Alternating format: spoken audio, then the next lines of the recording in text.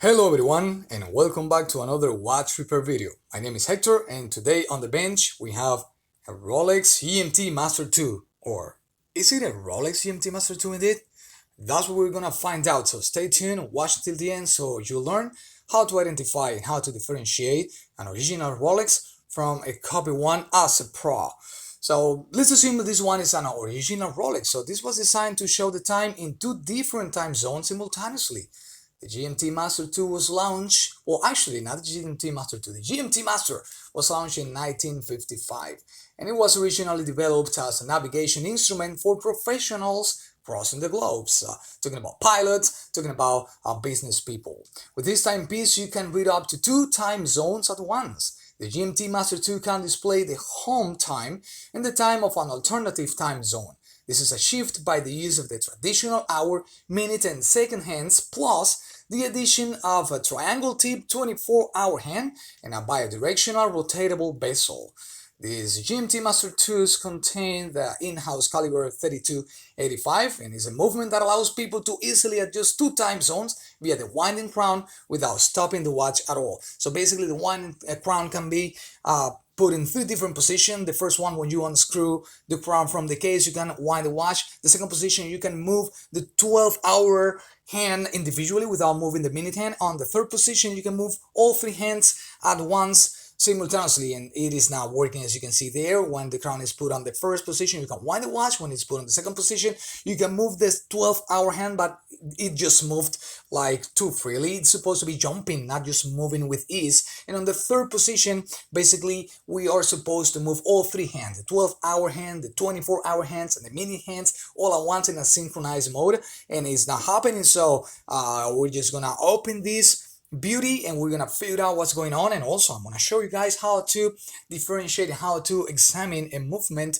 in a Rolex watch to identify if it is a real one or if it is not. So we're gonna go ahead and open the back. All right, there we go. Let me tell you that it's not easy. It is not easy to differentiate when we're working with an original and a fake one, because people are perfect, and look at that. So it looks, just on the naked eye, it looks very similar to an original Rolex. It looks very similar, so it's very hard to, especially if you don't have anything to compare with, if you don't have like an original Rolex next to it and you can compare and contrast, it is very hard to identify similarities and differences. But something I noticed right away that is very suspicious, and I'm gonna point it out so you can easily see it as well. So you can see those two burgundy wheels on the automatic module. I want to show you one of them. Let me zoom it in. I don't know if you can see that. The first one is peeling off. So this never happens on an original Rolex movement. And as you can see, it says 3285 there on top. So they're claiming this one is a 3285 in-house movement original one, but that wheel is peeling off, so that's a no-no. That never happens. Another thing that I want you to take a look is actually at the center portion of the automatic movement, automatic module there. So look at that. So it's actually, you see how I can move that? So it's actually glued in place. So it's not screwed down like you see on the top right corner. The top right corner, you can see a picture of an original one. So we already identified that this is a fake movement. So look how I can move this from the auxiliary weights. It's not supposed to be moving like this. So you see the hole on the center, so it's completely round. As you can see on the picture, on the top right corner, it's kind of like a triangle center opening and the jewel is in. So you see on the fake one here on the center of my screen that the jewel is exposing too much. So it's not a real one. So it doesn't look like a real one. And it is, let me tell you guys, it is very hard, especially if you don't have any other movement to compare with. If you don't have a real one next to each other, you know, a fake and a real one next to each other, and you can compare and contrast, just on the naked eye is super difficult to spot fake movement like this, because the people copying this movement, the people doing this, they pay attention to details and they trying to mimic every single part of it, and it can be a challenge. So when someone wants to buy a high-end timepiece like this that might cost thousands of dollars, you better, you know, get that open and get it inspected by someone that really knows what's going on in there. I just did my homework. I'm not an expert at all. I just simply did my homework and did my research, and could identify that this movement it's not a real one. Okay, so but I'm here also putting an original 3285 Rolex GMT Master movement on the top right corner of my screen, so you can compare and contrast. Look at the oscillating weight; doesn't look the same at all. Also, on the balance cock on the regulator do not look. It doesn't look the same in the original and in the copy. So careful when buying high-end timepieces like this. Anyways, we're just gonna disassemble the watch because we want to know what's going on with the GMT complication, because it's not functioning, it's not working the way it is supposed to. So we're gonna take the crown and stem out of the movement, and I'm assuming by what I saw at the beginning, I'm assuming the problem might be in the module for jumping hours. So it's actually the module in charge of individually adjusting the 12-hour hand without moving the rest of the hands. We might find some issues right there, but in order to get up to that part, we have to take the movement out of the case, because all the GMT parts are gonna be on the dial side, not on the watchmaker side of the movement. So we're gonna unscrew couple screws here, and we're gonna take the movement out. And here we have another big difference when it comes to original Rolex and fake ones. So in original Rolex, normally you have to rotate the movement before taking it out from the case. You're gonna see the way I'm gonna do it on this one now is that simply unscrew two screws and then flip it over, and the movement goes right out. Extremely easy. So that's not the way Rolex does stuff, you know. So but again, it is very important that people pay attention to details when buying this kind of high-end movement, because Rolex by far is the most copied watch timepiece ever. So you're gonna find clones and fake watches and copies probably for every single model of Rolex timepieces, or at least for the most popular models. So it is risky to buy one without getting inspected by someone that really knows what's going on. Okay, so look at that. I just took the two screws and I'm gonna flip the watch there, and the movement is gonna go right out. It is not supposed to be like that in original Rolex, so we have to actually rotate the movement a little bit so we can get it out of the case. Also, take a look at the details of the dial. They did the dial so perfect that it's very difficult to know it is a fake watch just on your naked eye. So you need some sort of magnification. I actually took this dial under microscope and I could spot a couple of details and imperfections, but just bare eye, naked eye, is extremely challenging to see that this one is a fake watch.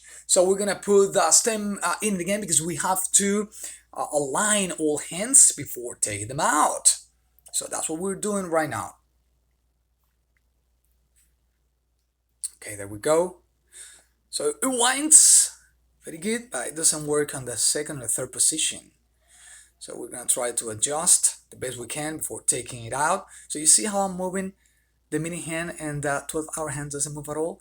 So there is something going on in here. So we're gonna use a piece of plastic film and use our hands levels to get the hands out. Right out. There we go. Okay, so I'm just gonna go and take and just drop it in the container. I don't want to touch them with my hands already. So look at that dial, so beautiful. Well made. Actually, it's a copy, but oh my goodness, it's so well made. I'm talking about the appearance. I'm talking about the quality of the material, of course, because the metal in these copies is so cheap. You can notice when you work on copies that the metal is not like good high quality metal like Rolex normally uses. Okay, so now we're gonna take actually the dial out, and in taking the dial, we're going to be exposing the GMT Complication. So that's what we're going to do right now. Taking the dial, and then we're going to take a look at the GMT Complication and try to figure out what's going on, why the 12-hour is not moving. Okay, let's see. Alright, so dial out, and there we have the GMT Complication. And under the microscope, we have the module for jumping hour. So this is the module for jumping hour, and I'm suspecting the problem is inside this module. So actually we have to take the hour wheel out. Of course, before we take the washer, it's kind of like a washer spring because it works like a spring. And now when we disassemble the module, voila, we see that the spring inside the jumping hour module is completely broken. This is the problem why the 12-hour wheel, hand, the 12-hour hand is not moving. There we go. And unfortunately, this spring is not easy to find. Number one, it's a copy, it's a clone, it's a fake, so you're gonna go eBay and search for it and find it. But I don't know, maybe some of you there, if you watch this video, you know how I could find this spring, please let me know in the comments and I will appreciate it. But it needs to be replaced. There is no other thing we can do. There is no other way we can fix this. We cannot weld it in place because it needs to be perfect in order to work properly. So we actually have to replace the whole spring. All right, so we're gonna put it all together again, and we're gonna let the owner know what's going on with his watch. Okay, another thing I wanna show you guys, I wanna compare and contrast the original GMT Master 2 jumping hour module. You see there on the top right corner of my screen. That's the original one with a big jewel and complete different like springs and settings inside. It's dramatically different from the copy one. But anyways, we're gonna put it back in the movement. We're gonna assemble it, put it all together again, and let the owner know. Okay, we have the cannon pinion right there. This module goes on top of the cannon pinion. So we're gonna take it and put it right there. Okie dokie, come on, doesn't wanna go, let's go, there you go. All right. So on top of that, we're gonna put the hour wheel. And another thing, guys, I want you to notice, if you inspect it on the microscope, you're gonna see that the finish of each piece, of each part, of each component, it's completely different. It's kind of like a rough finish. It doesn't have this fine finish Rolex components have. Okay, but with the naked eye, it's almost impossible to figure it out indeed. And on top of that, if you don't have anything else to compare with, it becomes a real challenge to know when a watch is original, it's a real Rolex, or it's just a copy or fake movement. Okay, the washer, we're gonna center it the best we can.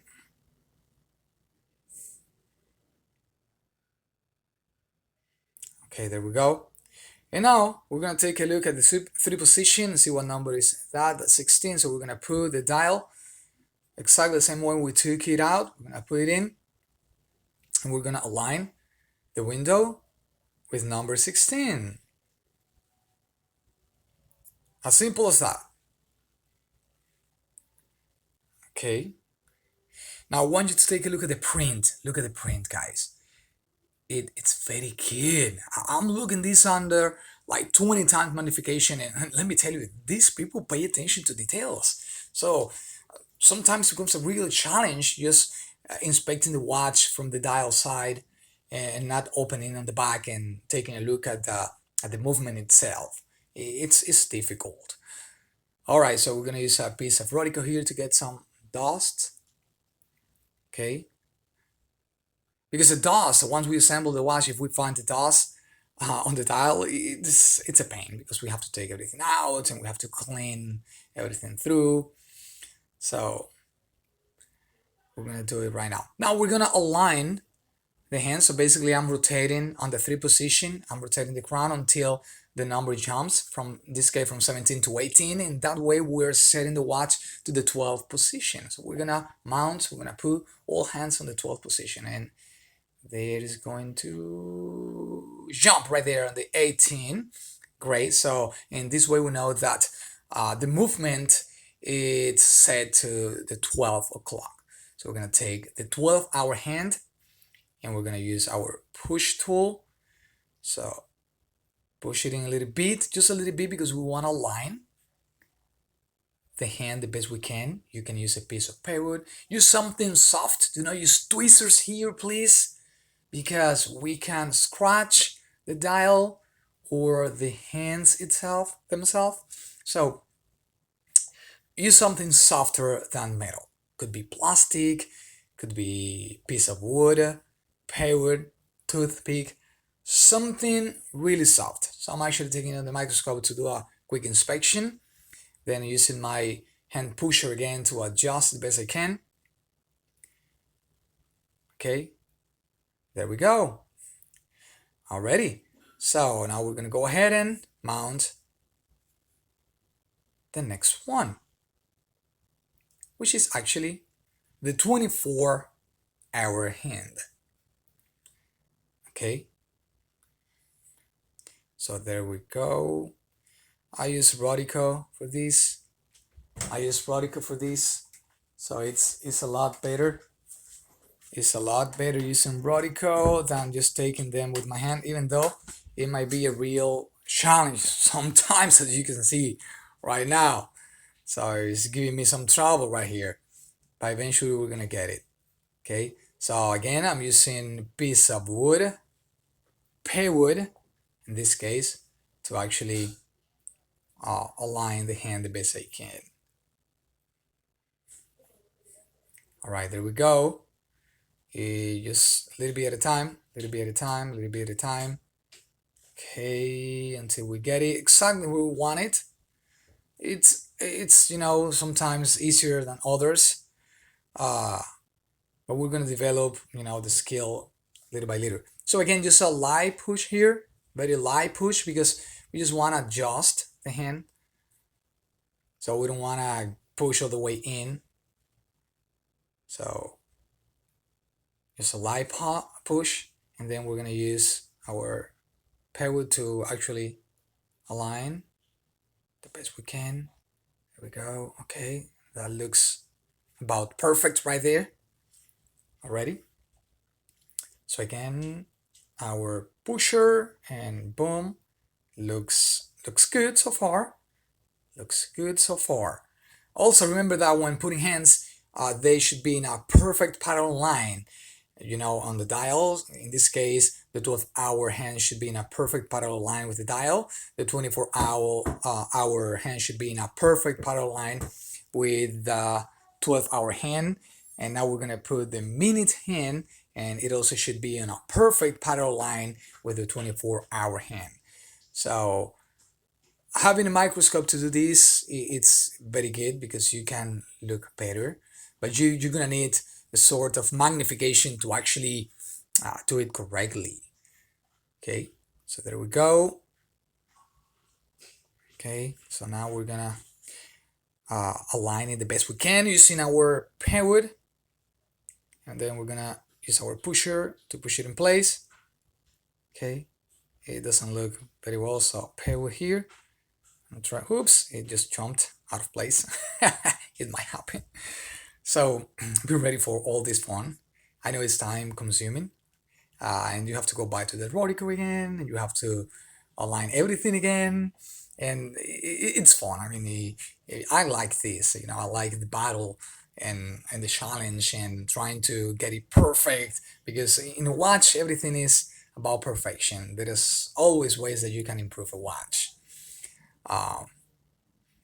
So trying to get it as perfect as I can.